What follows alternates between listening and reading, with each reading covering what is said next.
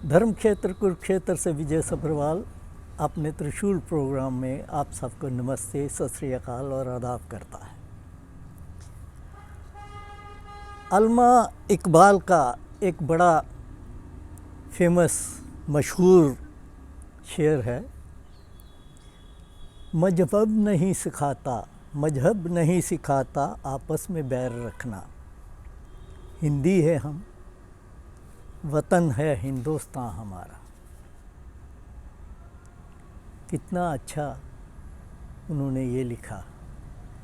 लेकिन आज अब अपने हिंदुस्तान में हम देखते हैं कि इससे उल्ट हो रहा है। वजह ये कि हमारे जो पॉलिटिकल नेता हैं अपने स्वार्थों के लिए बांटने में लगे हुए हैं। रिलीजन के नाम से, कम्युनिटी के नाम से, कास्ट के नाम से। तो वो जो इकबाल जी ने कहा उसको सब भूल भुला गए। ये किसी भी देश के लिए बड़ी ख़तरनाक बात होती है। और ये इसलिए भी कि जब पॉलिटिकल नेता इस तरह का जहर घोल रहे हैं तो हमारे धार्मिक नेता, जिनका ये फ़र्ज़ बनता है कि वो पब्लिक को बताएं कि ये वोटों के लिए हो रहा है। भगवान ने इंसान बनाया है और ये बाकी के रास्ते एक ही हैं जो भगवान तक पहुंचते हैं। लेकिन कोई भी ऐसा नहीं हो रहा। और ये मैं देख रहा हूँ कि ज़्यादातर धार्मिक नेता, वो चाहे किसी भी कम्युनिटी के हों, वो पॉलिटिशियनों द्वारा ये जो जहर फैलाया जा रहा है उसमें बलती आग में घी डालने का काम कर रहे हैं। और ये बात मुझे इसलिए चुभी या लगी कि ये बात आज मैं आपसे करूं कि अभी अमेरिका में वहाँ के प्रेसिडेंट जब डोनाल्ड ट्रंप बने तो उन्होंने ओथ ली 20 तारीख को, 20 जनवरी को। तो उनके सिस्टम होता है कि प्रेसिडेंट ओथ लेने के बाद वाशिंगटन के चर्च में जाके प्रेयर करते हैं। तो आप हैरान होंगे कि प्रेसिडेंट ऑफ अमेरिका, जो सबसे ताकतवर इंसान माना जाता है, वो सारी अपनी कैबिनेट के साथ, अपने परिवार के साथ वहाँ था। वाइस प्रेसिडेंट, उसकी वाइफ, ट्रंप की वाइफ, ट्रंप के बच्चे, उसकी बेटी, बेटे और बाकी भी कैबिनेट के मंत्री उसके साथ थे। तो वहाँ जो बिशप थी चर्च की, उसने जो भाषण दिया, मैरियन वुड ने अपने भाषण में ये कहा कि ट्रंप जी, आप ये कहते फिरते हैं कि आपको भगवान ने वो जो गोली चली जो आपके कान के पास से होके निकल गई, आपको इसलिए बचाया ताकि आप कुछ अपने देश के लिए और लोगों के लिए अच्छा कार्य कर सकें। लेकिन जो चीज़ें यहाँ इस समय हमारे देश में हैं वो बहुत गलत हैं।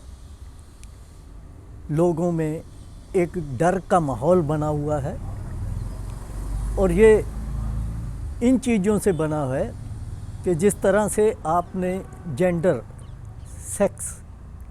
मतलब उन्होंने ट्रंप ने अपने पहले दिन के ही आर्डर में ये कह दिया कि सिर्फ 2 जेंडर माने जाएंगे, औरत और आदमी। इसके अलावा जो दूसरे जेंडर होते हैं, जिनको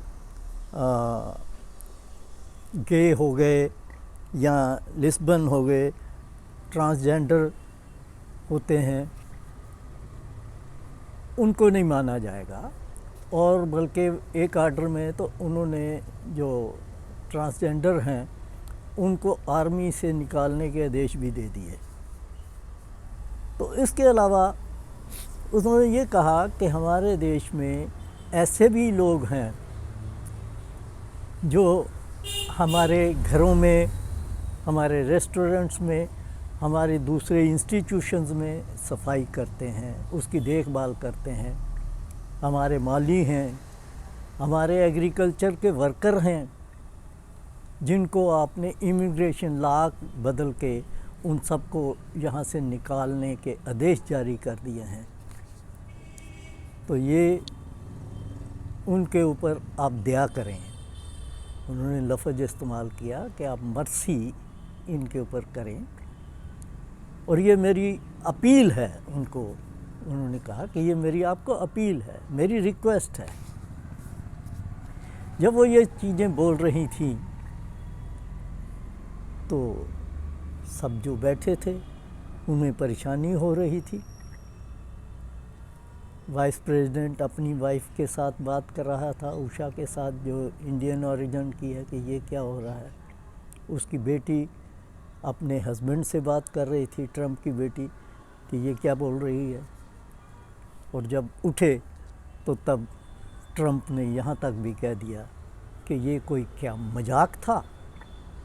लेकिन मैं ये कहता हूँ कि कम से कम उस बिशप ने इतनी हिम्मत तो हुई, इतनी हिम्मत तो की कि प्रेसिडेंट के मुंह के ऊपर बताया कि वो क्या गलत कर रहा है, क्या ठीक कर रहा है। उसके अगले दिन ट्रंप को जब ये सारा बुरा लगा, अखबारों में छपा, तो उसने ये कहा कि बिशप को मेरे से माफ़ी मांगनी पड़ेगी।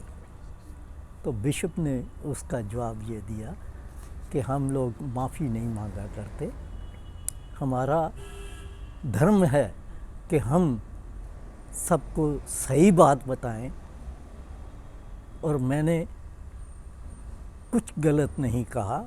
मैंने तो एक अपील की है प्रेसिडेंट को कि वो इस चीज़ को समझे कि वो देश का सबसे बड़े प्रेसिडेंट हैं, सबसे बड़े हैं, तो उनको सारे देश को किस तरह से साथ लेके चलना है। तो ये चीज़ आप देखिए कि वहाँ के रिलीजियस लीडर जो हैं वो खुलकर बात करते हैं, जबकि यहाँ हमारे जितने भी मेजॉरिटी धर्म के ठेकेदार हैं, वो जिस तरह हमारे पॉलिटिकल लीडर चाहते हैं उसी तरह डफली बजाते चले जा रहे हैं। ये बड़ी ख़तरनाक बात है।